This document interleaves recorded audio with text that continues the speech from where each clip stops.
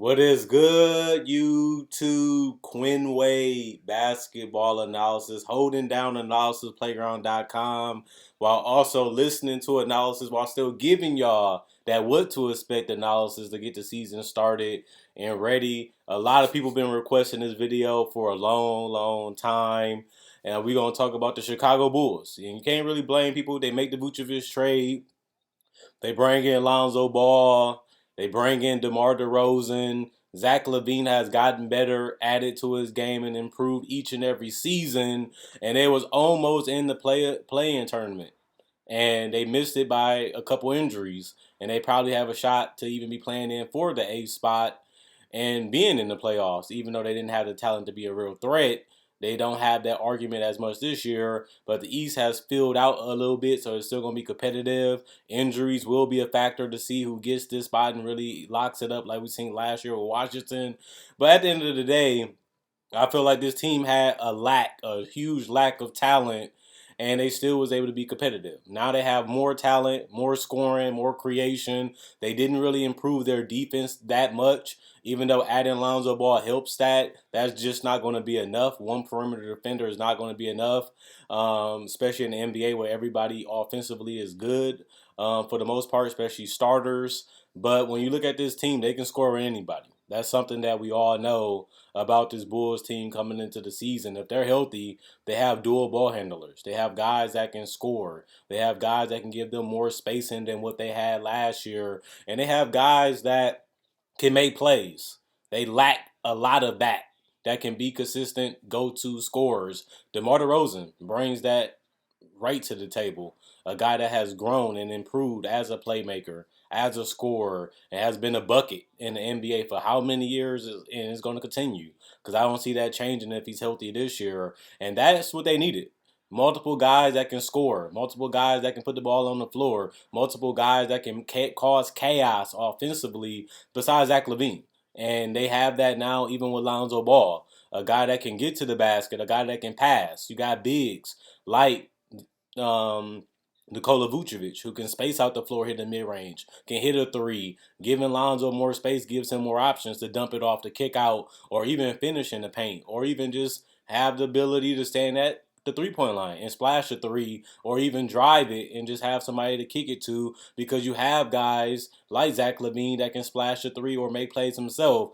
Zach Levine has been hungry. He has been waiting for this moment to be an all-star. It came true last year, but he has been a losing player his entire career, and now he actually has a beautiful opportunity to change the narrative again and become a winner in the NBA. He has the coach. He has the talent. That's something that we complained about 2 years ago with the coaching. That's changed. We feel like he didn't have enough talent. That has changed this offseason. And maybe if he plays well and they win, he'll be negotiating that contract extension and staying with the Bulls and giving them a chance to possibly be even more dangerous if the GM continue to put the requisite talent around them to really be good. But when you look at the rest of this roster, I like what they have done with it. I feel like they didn't have a lot of NBA quality players, especially offensively, and I feel like that changed. Adding Alex Caruso, he ain't the biggest name, ain't the biggest player, but getting a guy that can defend, that's feisty, that comes and plays hard each and every game. Not the greatest scorer, not the greatest decision maker in LA. Maybe that changes with a new role. They're gonna need him to do more. They're gonna ask him to do more. They paid him to do more than what the Lakers was doing, but he was still able to see and excel in those roles that he was having with the Lakers. And maybe with a bigger chance and a bigger opportunity, they can use him and get more out of him, and that could be good for his career, but also good for the Bulls, who needed somebody like that outside of Lonzo Ball, and they have that with the 6'4" shooting guard Alex Caruso. They also brought in Tony Bradley. He's going to be interesting out of North Carolina. He's 23 years old, gives them some size.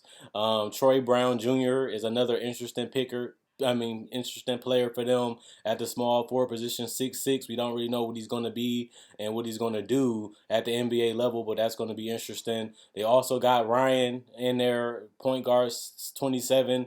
He's been an interesting vet.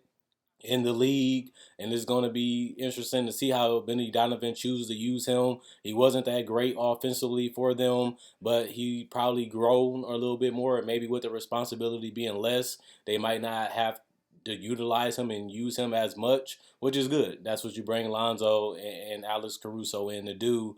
Devin also was a guy that was fighting and being in the league. We'll see what he does. They also have Javante Green, another guy that's not what you really want talent wise, but also can be solid for them in the right role. And if he can finish, and score.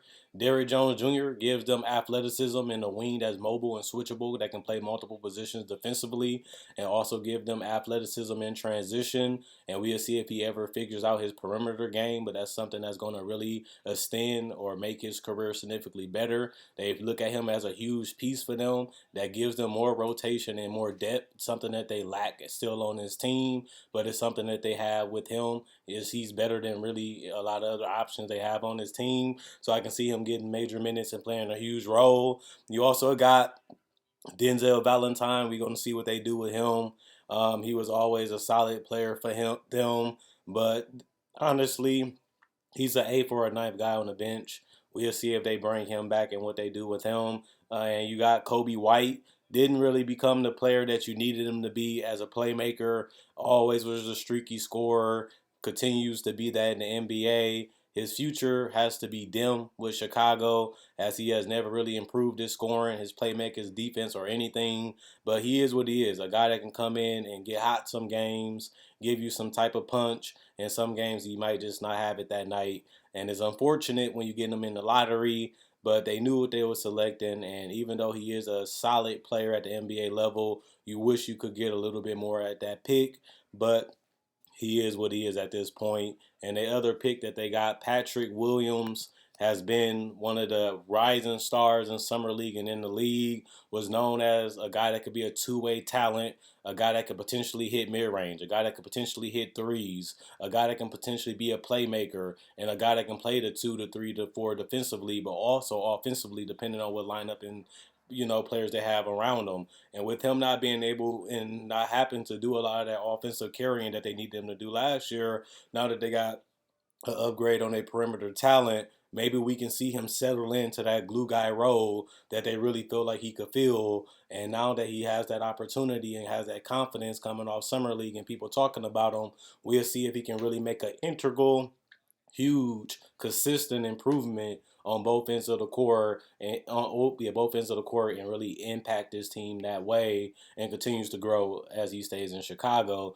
But the big three, DeMar, Vucevic, and Zach Levine is really going to be the meat and the bones of the success of this team. If they stay healthy and they click and they play well off each other, whether that's cutting, spacing, and also being able to knock down perimeter shots. DeMar DeRozan has never been known as a three-point shooter, but he can take them and make them when he chooses to. He's not going to be consistent at it, but you still need them to be able to be a threat, and he has been able to do that. And with adding another ball handler and another guy that can really give them spacing, it's just a huge upgrade for their offense and Lonzo Ball. And Vucevic really was able to feast, not really known as a rim protector. That's going to be a consistent problem with this team, is giving up points and protecting the rim.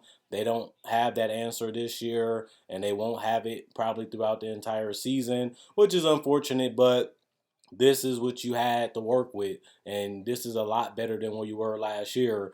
That's why the Bulls fans are so excited, just because they seen a lot of potential and they seen how much their team really was good compared to the other seasons, even though they didn't make the playoffs.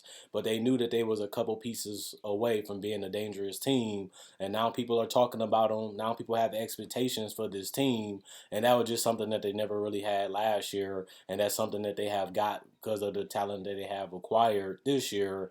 And now it's just about putting it together, seeing what Bill and Donovan do. We know he likes to go small with three guards. He has the ability to do that, even with Kobe White, even with guys like Archie, even with guys like Alex Caruso. And that gives you those two perimeter defenders because Lonzo can play the two size-wise defensively while also Alex Caruso being a guy that can hit threes timely and also be a defensive guy. you can live with that lineup too, even if it's putting Zach Levine at the 3 and even putting DeMar as a 4, which he can also do depending on lineups because a lot of people go small or have non-athletic bigs, which DeMar DeRozan can take care of and pick and roll, but also in isolation and can get to his spots, get to his shots, and set guys up. They have finishers, they have more scoring, they have more balance offensively, something that they lack since Zach Levine been in Chicago. That's something that they don't have to worry about this year.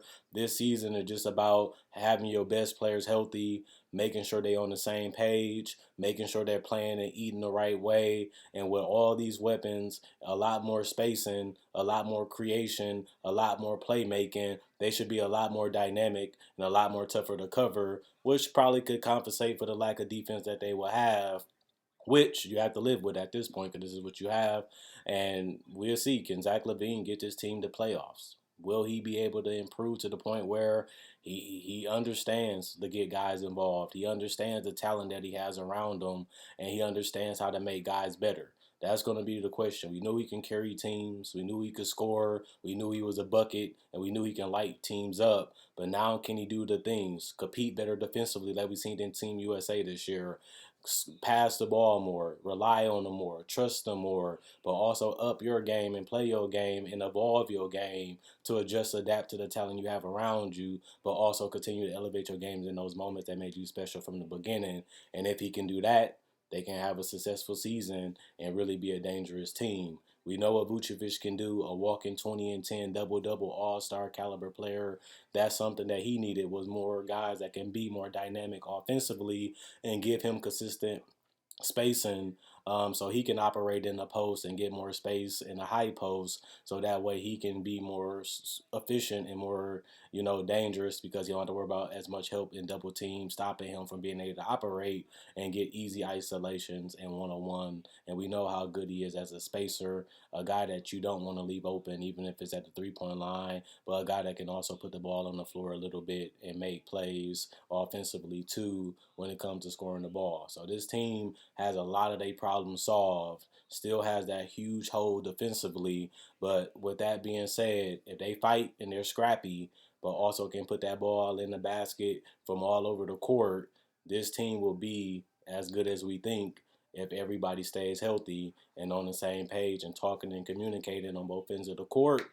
They should be able to compete for that top 7, 6 seed in the East. And I wouldn't be surprised if they make the playoffs. If I had to expect from them, I expect them to be a play-in team and have that opportunity. Now we just going to have to see how the season plays out. Now we're going to have to see how this team actually looks on the court. They look better on paper, but we still have to see what they do on the court. And I'm expecting big things from this Bulls team when it comes from being a losing team and a team that we always give them an excuse. They don't have too much of that this year. Now we can see if they can live up to their own hype and get the respect that people are giving them or thinking, and deliver and get the job done and be a way more competitive and dangerous team, which they have the ability to do. We just have to see them get it done. Other than that, Quinn Wade Basketball Analysis signing out. If you're new to the channel, I will be making my Miami Heat video that's requested. Kyle Lowry gets traded there. That'll be coming out on Sunday. So if you love basketball, can't get enough of it, you need it every day, this is the channel for you. Other than that, tell me what you like, what you dislike, agree or disagree with in the comment section below. Quinn Wade, Basketball Analysis signing out, and enjoy the rest of y'all day.